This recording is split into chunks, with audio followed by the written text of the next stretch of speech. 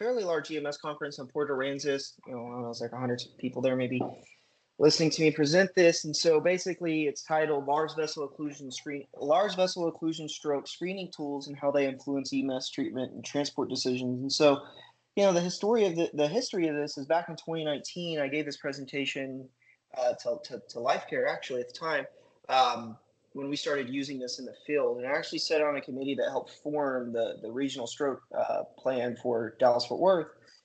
They also helped incorporate this. And so, I think it's pretty important. And so, I obviously have no financial disclosures, but I'm always looking for deals. So if anyone wants to strike a deal, just let me know. But the AHA actually has a lot of resources. Pieces of this PowerPoint were adapted from some of the stuff that they had published for EMTs and paramedics. And so if anyone wants this presentation, my email's right here. I'm glad to share it with whoever wants it. Several people emailed me and asked for it when I presented it in Port Aransas. But this video is kind of funny here because the AHA has like a rap song about the fast, for stroke screening. And so I thought that was kind of odd. And it has like 800,000 views. So I think that's even more odd. But yeah. And so kind of the game plan for today, this will only take about 40 minutes. And so basically what we're doing is we're taking this algorithm over here, right? And I can draw on here. We're taking this algorithm over here and we're going to try to make sense of it. Because if you just have this algorithm in your protocol book, we don't want to be cookbook medics and start searching through the protocol book. We would rather just understand the hows and whys of how this works. And so we start off, we're talking about why is stroke important. We talk about some epidemiology things. We discuss the different stroke types. We discuss LVO screening tools. We discuss stroke treatments. We discuss stroke hospital capabilities. And then we discuss the treatment and transport algorithms. And we finish with a couple of case studies. And so these are just some numbers, right, that I think are really important. And so a stroke is a medical emergency, right? Stroke occurs when blood flow is either cut off or is reduced, depriving the brain of blood and oxygen.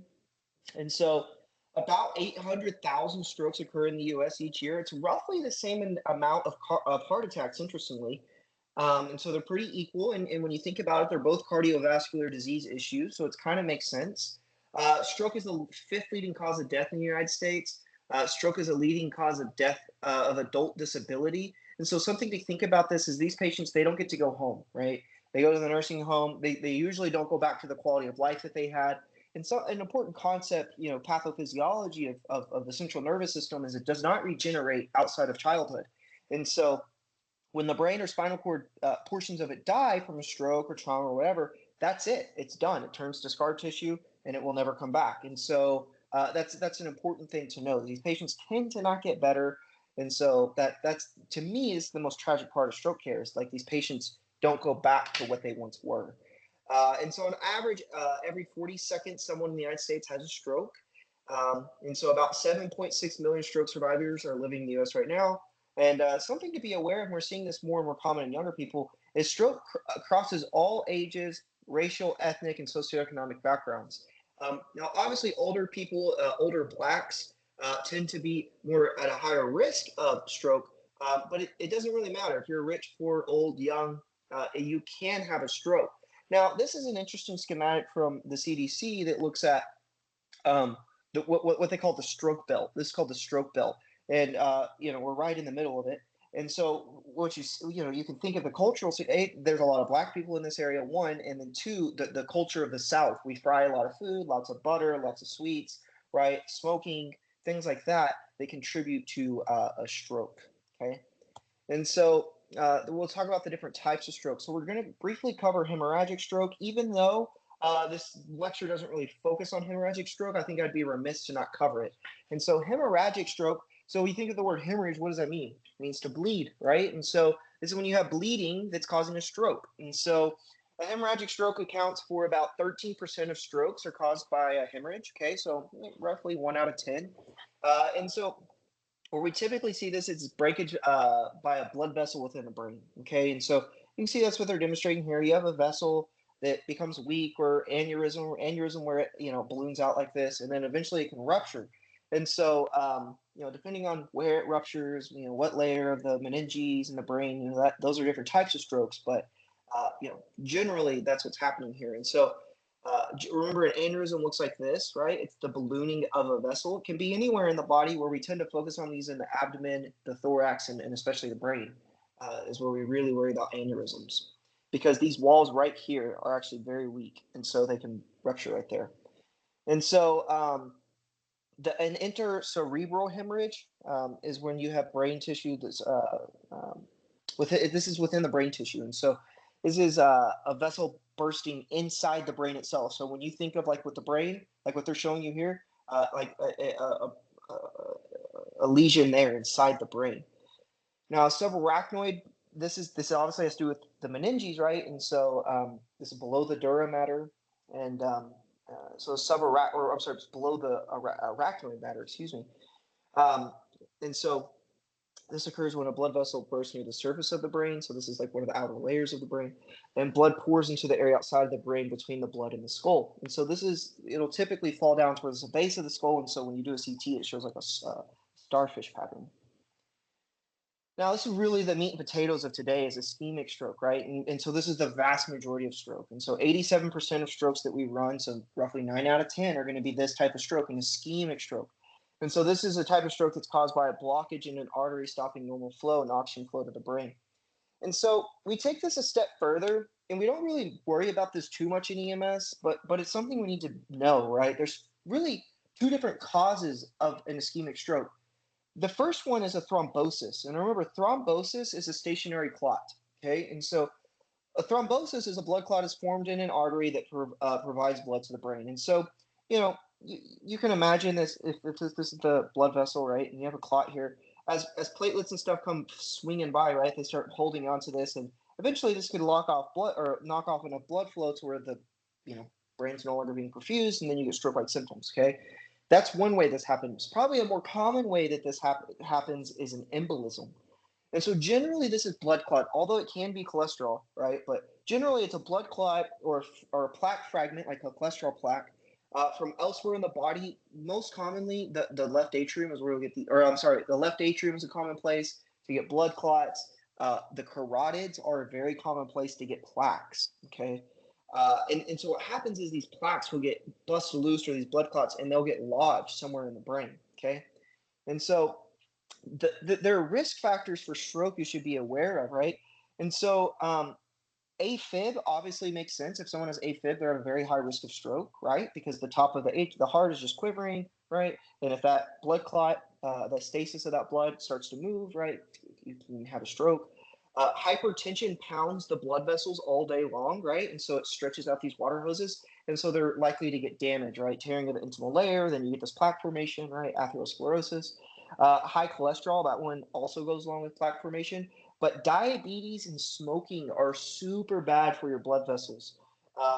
They're unbelievably bad for your blood vessels. And I say all the time to students, right? If diabetes is the consequence of diabetes is vascular disease, right? So the issues with the kidneys and the vision and the neuropathy and all those things, those are all vascular issues that just manifest in different ways. Smoking is very, very bad, and of course obesity. So those are, and think, who do we run, right? If you're on shift today, who are you going to go run? Someone with AFib, hypertension, hyperlipidemia, who's a diabetic who also smokes and is overweight, right? Like, this is who we run, right? It's all of them in one patient. And so this is a very common finding that we get in EMS. And so this next one, I think students get really lost on this. So, sit down and hold on tight when I talk about this. But we get lost on these TIAs, right? The transient ischemic attack. So the word transient means to come and go. This is why they call homeless people transients, right? Because they come and go, okay?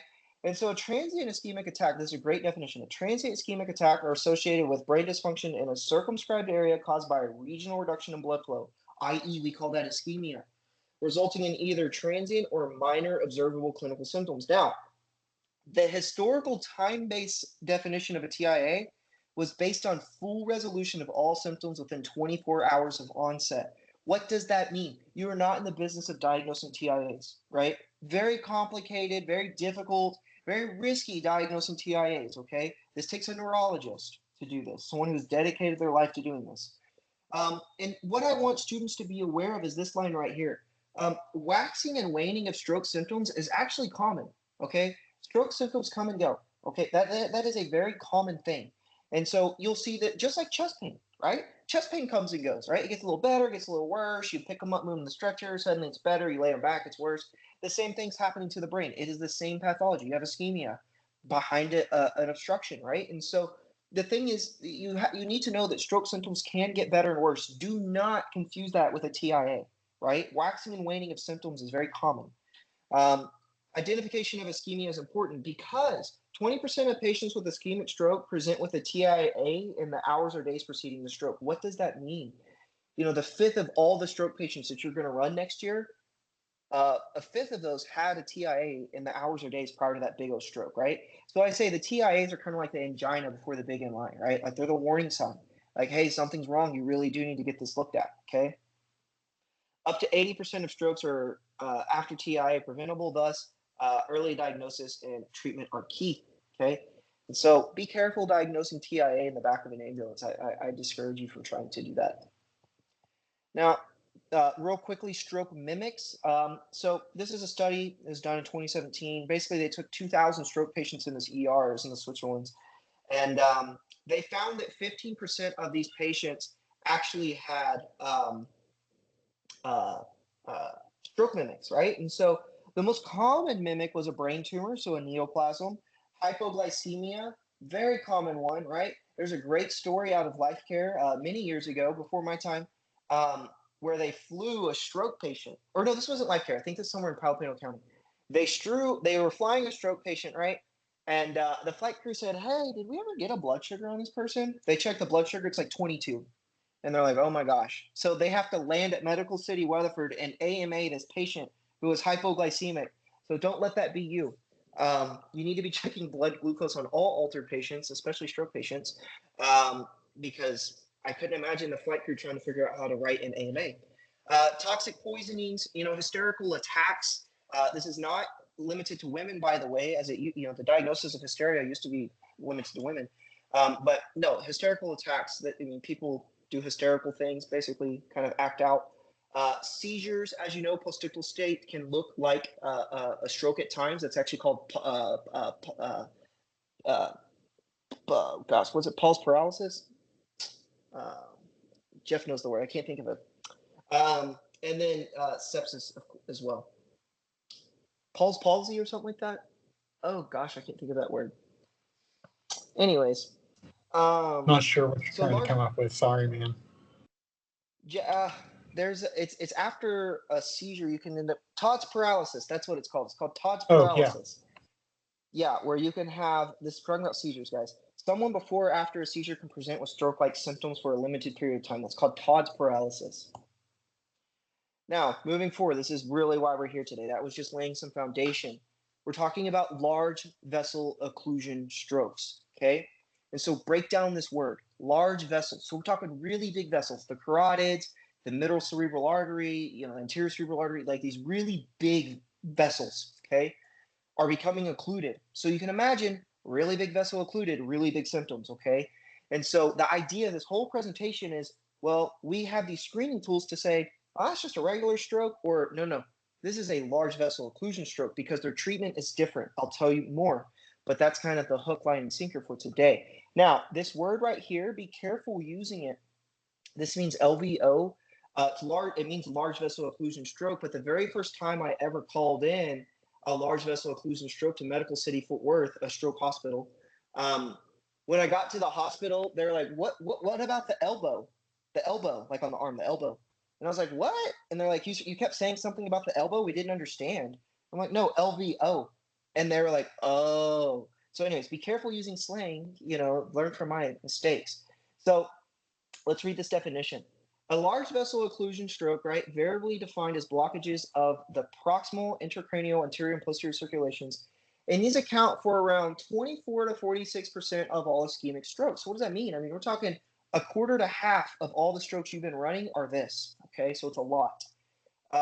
Large vessel occlusion strokes are commonly refractory to IV TPA. And so LVOs place large cerebral territories at ischemic risk and cause higher rates of morbidity and mortality without further treatment. And so, the area of a stroke that's the brain that's dying in a stroke is called the penumbra. And so that area, that ischemic area, when you block off a really big vessel, right, you're going to have a really big dying area. So you get these really big clots. And so the normal treatment for this is TPA, is what we give for strokes. I'll tell you more about this drug, but when the clot's really big, TPA doesn't work very well. And so over the past few years, an abundance of high quality data has demonstrated the efficacy of endovascular thrombectomy for improving clinical outcomes in patients with LVOs, transforming the treatment algorithm for affected patients. So we're going to talk about this word right here, endovascular thrombectomy, and what that means, okay? And so this is what we're talking about, right? We're talking like a clot here, right, on this schematic is knocking out this huge penumbra, this huge area is getting knocked down, right? And so you get these cells die, and so this is obviously very bad because remember, this tissue never regrows, right? And so 64% of these patients are dead or dependent at 3 to 6 months post-stroke. That's huge, right? This is a very devastating disease, okay? Now, what we've learned through this trial called the Dawn trial is that certain hospitals can go in and do something called thrombectomy. And this is where they send a wire up a artery, usually in the wrist or the groin or the neck, and they will go grab this clot and pull it out, literally yank it out. So, ectomy means to remove. So they're going and grabbing this throm, and they're ectomy, they're removing it, right? And so this has a very, very efficacious treatment, and it can be provided up to 24 hours from the last known well. And so this is out of an article by this guy, and it talks about time is brain, okay? And so this just blows my mind. And so in each minute of a large vessel occlusion stroke is left untreated, 1.9 million neurons die, 14 billion synapses die, and 7.5 miles of myelinated fibers are destroyed. That's each minute, right? And we're talking about a 25, 35-minute just transport to get to Harristown town, right? So we're talking huge damage, huge damage when you have these large vessel occlusion strokes. So this is why time is brain. This is why you start your IV en route. This is why you don't spend 30 minutes on scene. This is why your scene times need to be less than 10 minutes, et cetera, et cetera. Compared with the normal rate of neuron loss and brain aging, the ischemic brain ages 3.6 years each hour without treatment. While endovascular thrombectomy is highly efficacious, it is also profoundly time dependent, right? The sooner you provide treatment, the better off the patient's going to be. And from the patient's perspective, for every minute faster to recanalization, right? When you pull out that thrombus and you allow blood flow back, the average patient gains a week of disability-free life. These are huge, right? These are huge findings, okay? And so this is really these large vessel occlusion stroke screening tools. And so what's very annoying is there's several of these out here, right? Like several. We're using VAN. And DFW, for the most part, uses VAN. It's the simplest one. But the American Heart Association, the American Stroke Society, right, they haven't came out and said, no, we use this one, and here's why. That hasn't happened. I don't think it's going to happen. We've been doing this since 2018, and it hasn't happened in 6 years. It's very contentious in neurology to say, well, this one's better, and all these other things. So what I'm saying is pick one of these and use it. But whichever one you're going to pick, make sure that your region's using it. If you're working in DFW, we use VAN. Okay. I was on the committee when we decided to use this, right? Because they said, we're going to use VAN. And it's like, okay, I guess we're all going to use VAN. And so that's how it went. And so let's talk about it. So endovascular thrombectomy is a highly efficacious treatment for large vessel occlusion. Large vessel occlusion prediction instruments based on stroke sign and symptoms have been proposed to identify stroke patients with LVO for rapid transport to an endovascular thrombectomy capable hospital. These are our big hospitals in the Dallas-Fort Worth. I'll show you a map. This is very important right here. In the pre-hospital setting, a variety of scales, including the CPSS, LAMS, RACE, could be used without clear evidence of superiority over one scale over the others. And so what does that mean? As far as the data is concerned, as of today, these are all the same efficacy. They're all, no one's superior, okay? So if you're going to take one of these back to your agency, I have two suggestions. Use the one that everyone else is using, right? Your mutual aid partners, your hospitals, one. Two, use the easier one. If you look at this fast ED, lots of stuff to do. If you look at VAN, it's 3 things, right? And so if you look at LAMS, it's 3 things. But so pick the easier ones is what I would suggest. Now, let's talk about what VAN is. I'm going to show you all a quick video. I hope y'all can hear it. And so let me just play this video real quick for y'all. And This is the guy that helped create it. Let me know if y'all can hear it, if someone can tell me. Hello and welcome to VAN training. What we're going to do today is just go over a basic VAN exam. I don't hear anyone, so You'll also have the PowerPoint going through the different steps. So step one in the VAN is you basically just ask a person to hold up both arms like this with palms up for 10 seconds. 10, 9, 8, 7, 6, 5, 4, 3, 2, 1. Very good. So that's the number one thing. And that is the essence. If they have no weakness, there's no drift at all, there's no weakness where it comes all the way down, or if they're not flaccid, then you don't have to finish the rest of the exam. They're VAN negative. If they do have any weakness, whether it's a slight weakness, full weakness, or they completely come down, then you test vision. So what we do is we test 4 quadrants. Please look at my nose. How many fingers do you see? 1. How about now? 2. How about now? 5. How about now? 1. And that's testing the 4 visual fields. You see, you have them look at your nose, and you basically test the 4 different areas. Right upper quadrant, right lower quadrant, left upper quadrant, left lower quadrant. And then you just have them look over, make sure their eyes are even. You're looking for uneven eyes. And do you have any double vision? No. Okay. And then the next thing, that's vision. The next thing you test for aphasia. Aphasia is 3 different things. Naming, what's this? Watch. What's this? Pen. That's 2 objects, and then repeat after me. Today is a sunny day. Today is a sunny day. And then after that, you have them follow 2 commands. Close your eyes, open, make a fist, open, and you're done with the aphasia part. If they're positive in the aphasia, they either can't name objects, or they can't repeat, or they can't follow commands, then they're positive for aphasia. And the last thing is neglect. For neglect, you just look at them, you make sure that their eyes aren't forced all the way to the right or left. If they have forced gaze, look at my eyes. Their eyes are forced all the way over like this, and they're not looking towards the right. Yeah, I'm looking at you, and they're looking towards the left, or vice. Yeah, I'm fine, there's nothing wrong, my eyes are all the way over. So you make sure. And then the other test is you close your eyes. Tell me, which side am I touching? Right. Which side? Left. Which side? Both. If they have neglect, they'll tell you only right or only left when you're touching both. So you do right, left, and both. And that is the entire VAN exam. Please feel free to contact us if you have any. All right. So let's so this is the actual like screening tool, right? And so again, he makes a good point. So we start off these stroke patients with our standard, Cincinnati stroke scale, Los Angeles, stroke scale, pick one, right? To where we do our standard stroke screening.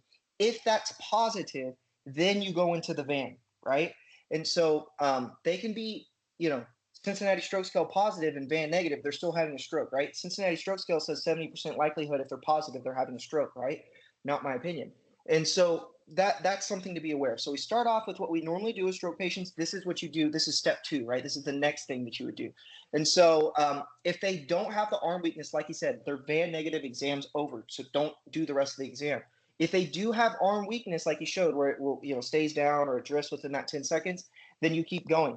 Now, you'll notice in the vision cut, right, he tested the 4 quadrants because this is normally what you see out of the eyes, right? But what you see in these types of strokes is something called Hananis hemianopsia, to where you'll only see out of in your right eye, the left or the inner quadrant, and in your left eye, the outer quadrant, like what you're seeing in this picture here, okay? And so that's something that is pretty important that you'll see, and that's why we test all 4 quadrants, okay? Aphasia, again, language, aphasia, this is with an S, guys. Remember, aphasia with an S, that actually means speech, right? And then aphasia with a G means gulp, right? And that's to swallow. 2 different things. Now, this aphasia with a speech, we have expressive and receptive, and he, explained that pretty well. And then this last one, neglect. One thing I want you to know is the eyes fixed to one side is a very common finding, anecdotally for me. I've seen that a lot. And so what's interesting, though, is they will look to the side of infarct, okay? So what does that mean? This lady's looking to the left, right? And so the left side of her brain is dying, but she will have right-sided symptoms, right? She'll have right-sided hemiparalysis, right-sided hemiparesis, right-sided neglect. So what I'm saying is the eyes tend to go to the opposite side of where the neglect is. So they're looking at the actual side of the brain that is dying. Okay. And so that's the Van test. It's a very easy test. I'll show you an app at the end of this presentation that makes it even easier. But it's a very, very easy test that can be done en route. You could be doing this en route, right? This test doesn't take very long to do either. Now, the study on this one is, and basically what they did is, they took this test, right, and they said, all right, well, how accurate was this compared to other ones like RAISE, FAST-AD, CPSS Van, right? And they determined that as far as accuracy is around 96.7% for the Van, right? And it has pretty good sensitivity and specificity, right? Van outperformed all the other tests for the sensitivity that says that it rules, it says, oh, you might be having a stroke. The specificity, no, you are definitely having this type of stroke, right? And the negative predictive value and positive predictive value, right? Those are all very important statistical things that you look at, okay? And so that's the Van screening tool itself. Now we're going to get into treatment. I think we're doing okay on time.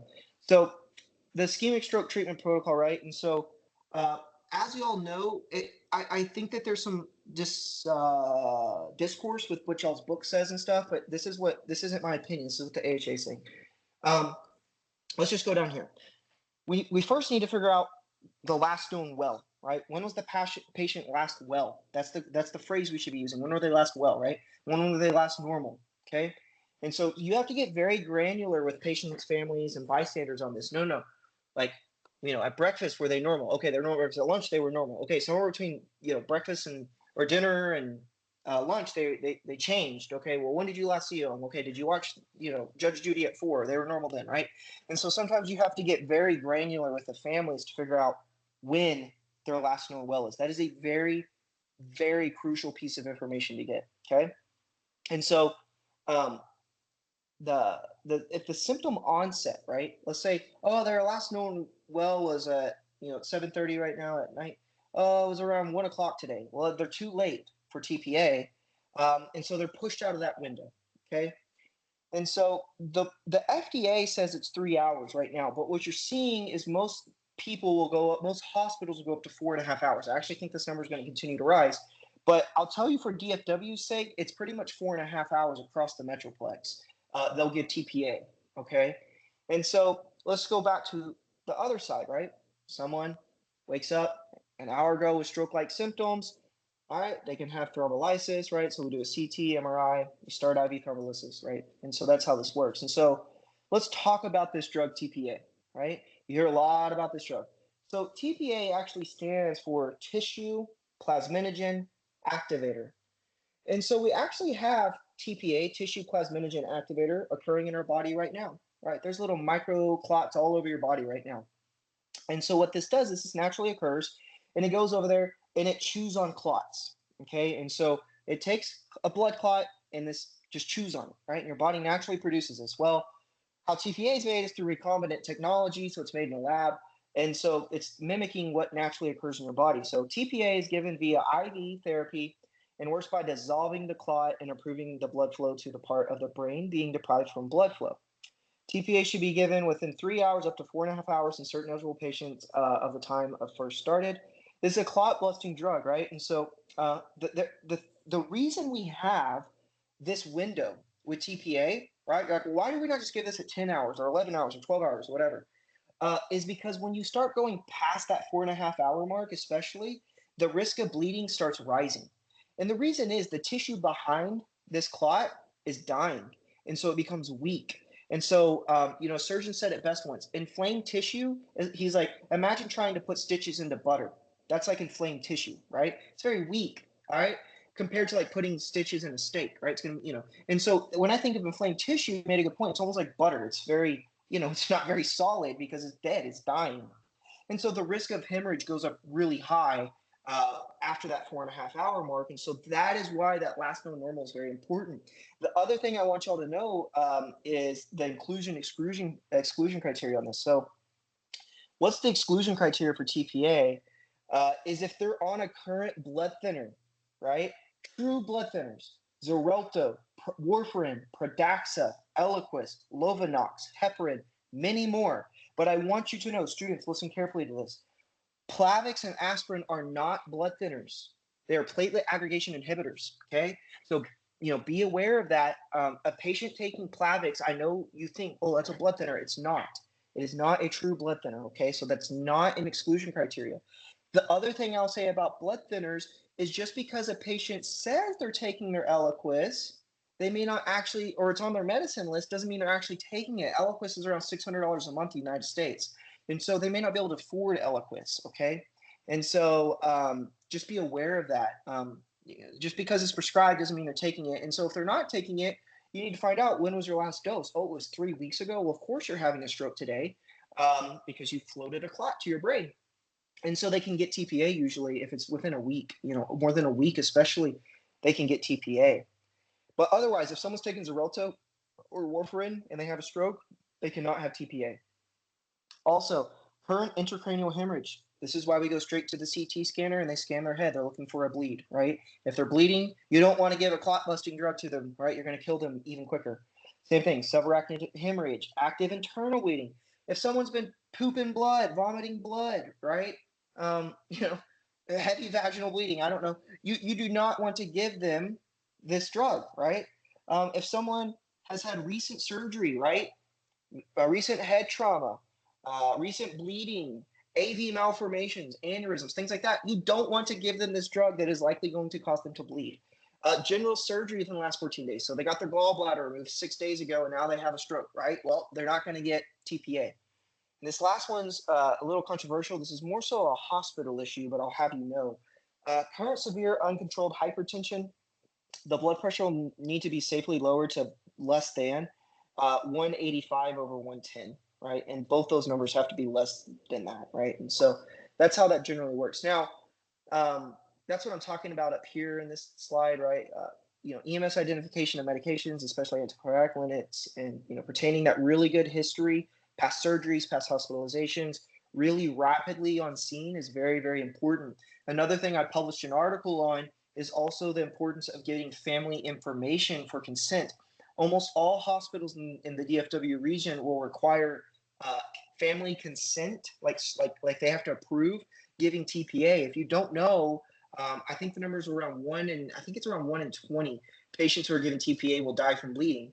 And so the hospitals, of course, will punt this onto the family and say, well, you consented to this, right? So, but this can be done over the phone. And so getting the family members or the next of kin's phone number, this may just already be in your CAD, can be very helpful. Not waiting for the family to stop at the Walmart and the Starbucks and then head up to Medical City Fort Worth, right? No, but if you get that earlier to where they can call and tell them like, hey, someone's going to call you, you need to be watching your phone, can be very helpful. And so moving forward, so this is the medicine side of therapy, TPA, right? Most hospitals carry this, but really what we're talking about here is thrombectomy. This is a very, very, very specialized doctor, right? We're talking around 16 years of training after we're at least 12 years of training, or it's 8 years of training after medical school. So 12 years with medical school of training, very specialized doctor. And so there's not a lot of these doctors because of that reason. They're so specialized. But what this is called mechanical thrombectomy. Is an endovascular therapy that uses a stent retriever device to remove the clot in patients with a large vessel occlusion stroke. Now, because of the DAWN trial that came out in 2019, the time window for mechanical thrombectomy is up to 24 hours from last onset. So what does that mean? These are our wake-up strokes, right? These are the people that went to bed at 9 o'clock. They were fine. They woke up at 6 o'clock this morning. They're having a big O stroke. Well, they might be a candidate. They're not a candidate for TPA. They're out of the window, right? But they are a candidate potentially for thrombectomy, okay? Quicker treatment results in better outcomes. So the up to 24-hour window facilitates mechanical thrombectomy for more patients. But we shouldn't see this as like, we got time. They got up to 24 hours. No, the sooner the better. Okay, this is still an emergency. And we talked about why with the time is brain slide. And if the patient is eligible for IV thrombolysis, that should be administered first. We're going to talk about this. So what does that mean, right? If the patient can TPA, they should get TPA and then go get thrombectomy. We'll talk about this coming up. But mechanical thrombectomy is only performed at neuro interventional facilities like a comprehensive stroke center or endovascular capable center. So let's talk about like these different phrases. And so Best EMS did this really well where they just separated it into, do you do thrombectomy or not? Because really that's what paramedics need to know. So let's take our eyes over here, right? And these are what they call neurointervention facilities, right? So they do thrombectomy. And so we have comprehensive stroke centers on here. So if I were to tell you, student, I'm giving you a comprehensive exam at the end of this course, what does that mean? It covers everything in this course, right? Not just chapters 35 through 41, it's everything. And so comprehensive stroke center, that means they do it all. They do it all in a comprehensive stroke center, okay? And so they do the IV thrombolysis, they do the mechanical thrombectomy, they do the coiling and clipping for aneurysms, they do it all. But there's a new thing right below these called a level 3 stroke center where maybe they don't quite do everything, but they do thrombectomy, right? So they do thrombectomy, but they might not do everything else. And so there's only 3 of these in the DFW, or 1 of them in the DFW region. I think there's 3 of them in the state. And so I'll show you a map coming up. But this is really kind of our meat and potatoes. So a primary stroke center, right, is Medical City, Weatherford. This is Azle. This is, really, I don't think Mineral Wells is one, but this is THR Stephenville. This is Lake Granbury, right? These are primary stroke centers, okay? And so primary meaning the first. So this is the first place that you would go to, right? Like this is the first stroke center. And so what they do is they're really good at scanning the head, determining if it's a bleed or not, and giving TPA really, really quickly. They're really good at that. And so that's kind of what they do. And so you can also see this at acute stroke ready hospitals. The difference between these is a little bit pedantic, I think, for paramedics, but just know there is a difference between the two. But generally, as a paramedic, you have a question. Do they give TPA? Yes or no? Okay, that's this one's over here. Okay. Do they give TPA and also go in there and retrieve clots? Then that's these neurointerventional facilities. And so that's what you really need to know and ask yourself between the two. And so I'll come back to this slide, but let me just show you our region, okay? This is Medical City, Weatherford, right? Primary stroke center. And in our area, right, there's like 20, well, let me think about it. There's 29 stroke centers, primary stroke centers. There's only 14 comprehensive stroke centers within TSAE. These are all going to be in Fort Worth, and they're all right on top of each other, right? And there's only 1 advanced stroke center, and I'm pretty sure that's going to be Baylor Grapevine, okay? And so, as you can see, the majority of these stroke centers are going to be your primary stroke centers. There's not a lot. But if we take a big zoom out at the state, right, like at the state level, there's only, total of these, there's only 49 of these facilities that do thrombectomy in the entire state of Texas, right? We're talking 30 million people, right? It's a lot of people. There's only 49 hospitals that can do this procedure, and they're really clustered. This map showing you a 30-minute drive to a facility that's capable of doing this procedure. I'm here, right, in South Texas. There's 2 of them down here. And so that's the first thing. Now these other ones, I don't remember the number on this. I think there's like 130 of these primary-ish type stroke centers within the state. Okay, and so this is a very important thing to know that, like, if you live in over here, you're in trouble, right? Because you're out of the care area. Now let's come to this algorithm, and we'll wrap this up and try to put it all together. So this is what I was trying to lay the foundation for, is this slide right here. A lot of protocol books just copy this from the AHA and say, this is our protocol, because it's a really, really good protocol. And so let's just work through this really quick, okay? And so you're dispatched, right? And so, you get on scene, you obtain the ABCs, you do the witness interviews, you get a phone number for consents, right? You perform physical exam and validate your pre-hospital stroke screening tool, right? And you obtain a point of care blood glucose. Remember, hypoglycemia can be a stroke mimic, right? If you don't suspect a stroke, then you need to go to another page in the protocol book because it's not a stroke, right? But if you do suspect a stroke, right? So let's say they're Cincinnati stroke scale positive, then we need to determine, okay, well, last known well, when was that? When did we discover the symptoms? Okay, this is a very important piece of information to get and to get accurately.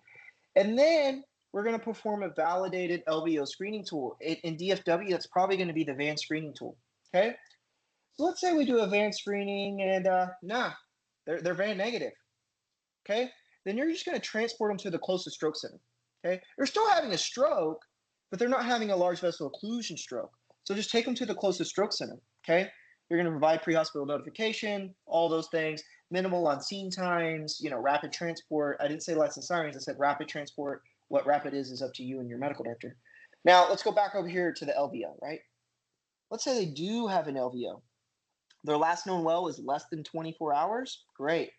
The transport time to a stroke center does not disclude them from getting TPA. I'll explain this. Okay. Then, and also transport to a comprehensive stroke center doesn't add more than 30 minutes. Then you're going to bypass all the other hospitals and take them straight to a comprehensive stroke center.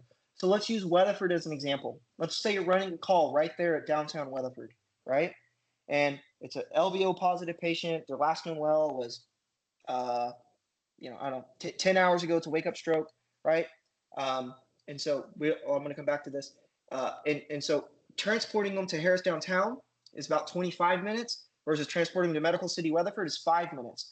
So that 20-minute difference doesn't add another 30 minutes to their total care time. So we're going to take them to a comprehensive stroke center. Okay, that's a very likely scenario. Now, this one right here gets spicy. This one right here. I don't want to skip over it anymore. So let's read what this says. Transport time to an EVT-capable stroke center does not disqualify them for thrombolytic. So let's run this scenario again. Let's say their last known well was 3 hours ago. You're in downtown Weatherford. They are having an LVO, right? And their last known well was 3 hours ago, right? But man, if we go to Fort Worth, we're going to get there at like 3 hours and 40, maybe by the time they get to the hospital and get TPA, we might push them out of that 4.5 hour window mark. And you don't want to do that, right? And so what I'm saying is if you have someone in downtown Weatherford and their last known well is like 3.5, 4-ish hours, you actually need to follow this way. You need to go to the closest stroke hospital, okay? And so the idea of this algorithm is you don't want to push someone out of the window for TPA because once they're out, can't get them back in. And so the idea is if we're going to push them out of the treatment window, you need to stop, take them to the closest stroke center. In this case, it's going to be Medical City Weatherford. Treat them, right? Start TPA, and very emergently take them straight to Fort Worth. I've done this before when I was on the ambulance. I literally stayed in the hospital. We went to CT with the patient. We started the TPA. We told dispatch we're staying with this patient. We're going to transfer them out as quick as possible. They started the TPA, and then we hauled balls to Fort Worth, right? And that was a really cool story, right? That's that's what it should be. When you work in good EMS agencies, that's what they let you do, the right thing. And so that's what, it's a systems of care coming together to help a good patient, right? And so the other thing that I'll add too is back on TPA, I should have clarified for y'all, the average what they call door to needle time is about an hour. What does that mean? That means when you come into Medical City Weatherford with a stroke patient, from the time they hit to the door to the time they're actually getting TPA should be less than an hour. I'll tell you, Medical City Weatherford actually hits this quite often.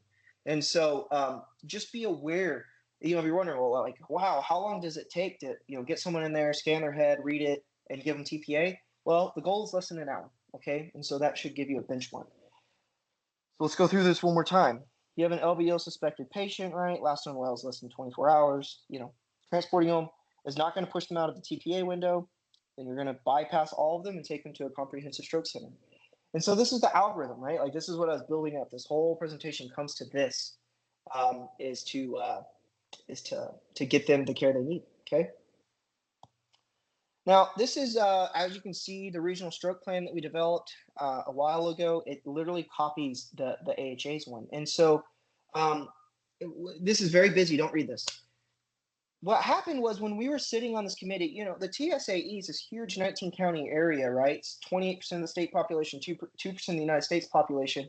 And, it's 7.8 million people. And so what we decided was wow, this is a really diverse area, okay? And so we decided, okay, well, if your county is classified as non-metropolitan, remember back here how we said it was 30 minutes right here? I circled the wrong one up here. It should be this one. But remember how we said if you don't add more than 30 minutes to go to a comprehensive stroke center, go for it. Just go straight to the comprehensive stroke center if it's an LVO. Whoops. Oh, no.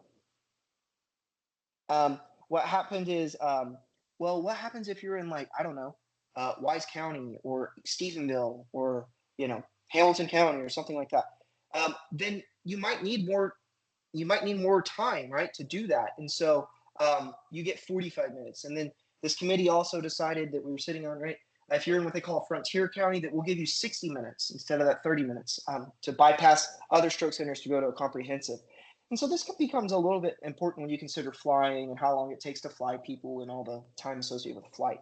So you don't need to read all this. It's just on here in reference to encourage people to advocate in your region.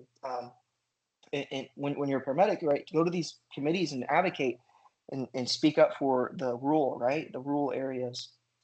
Now let's finish off with these last two case studies and then we'll end this, right? And so I appreciate y'all's attention. So it's case study 1. So EMS arrived on scene with a 56-year-old male who's having an apparent stroke symptoms. The last known well was approximately 30 minutes ago. The patient has right-sided hemiparesis and hemiparalysis, slurred speech, and forced gaze to the left. The patient is VAN positive and takes no blood thinners and has no known contraindications to alteplase. Alteplase is the trade name of TPA. Vital signs are stable. The closest primary stroke center is 5 minutes away. The closest neurointervention center is 28 minutes away. Where do you transport the patient? Not rhetorical. The neurointervention? Yes, good. The neurointervention facility. Very good. Now, let's change the same scenario. It's the same scenario. 56-year-old dude, he's having a stroke, but his last known well was 3.5 hours ago, right? You can transport him 5 minutes away to the primary stroke center or 28 minutes away to the comprehensive stroke center. Where do you take them? The primary stroke center. You don't want to push that time. Right, because you don't want to push. Excellent. Whoever's talking, I think it's Mason. You're right. You don't want to push them out of the window. Okay. Now that's spicy stuff, guys. I mean, you got to think about what you're doing. I just told you how many minutes, in 1 minute, how many 7 million neurons die, right? 7.5 million miles of myelinated fibers. This is huge, right? So the idea of bypassing these facilities is very big. And so it's risky, but the science supports it. And so, I just want y'all to be aware of that. What you're doing is spicy. But with evidence, you can do it. Now let's finish with this last slide. These are some takeaways from today. I encourage y'all, when you're paramedics, to be involved with your state RAC. I got my start in administration and a lot of advocation going to the RAC, right? This is the Regional Advisory Council, so they have EMS, cardiac, stroke, peritoneal, air medical committees, where basically a bunch of hospital and EMS experts and emergency management people sit down in a room and they solve problems, right? We write policy and we vote and we hash it out, right? So be involved in your state RAC, 1. 2, collaborate with all your stroke hospitals and try to find compatibility. Again, if DFW, let me just give you an example. If JPS and Harris today said we're going to change from vans to fast ED, well, guess what? We're changing too, because that's who we transport to. So you want to be compatible with your partners, not just your hospitals, but your mutual aid partners. Early activation and notification and minimal scene times are. Leave here with one thing today. You can start your IV en route. You can do your 12 lead en route. None of that's important. You're not saving their life by starting an IV or doing a 12 lead. What will literally save their life is getting them to the hospital quickly and safely. So take them to the hospital. Patient medications and compliance should be obtained. I've touched on this. Just because it's prescribed and it's on their medication list that was written 2 years ago does not mean they're actually taking it. So you need to make sure, are they taking all these medications as prescribed? It's very important. Medications are extremely expensive. Like I said, Eliquis is around $600 a month cash pay in the United States with a discount. And so consider obtaining next of kin contact information for treatment consent to be made over the phone. I touched on that as well. This can delay it. I've seen this where they're waiting and waiting and waiting, and the family, oh, we had to drop kid off at daycare, do this and do that. If you have a phone number, hospitals will usually allow consent over the phone. Now, this last one is just showing you this app right here is free. It's called the Stroke Scale for EMS app. And this is they have all the different stroke screening tools on here. And so this is the VAN ones and all the other ones, but you can go through here and you're click on it and it'll, give you an algorithm at the end that looks like this. It's either an LVO or it's not. And so it's kind of a helpful tool to have. It's a free app. And that's it.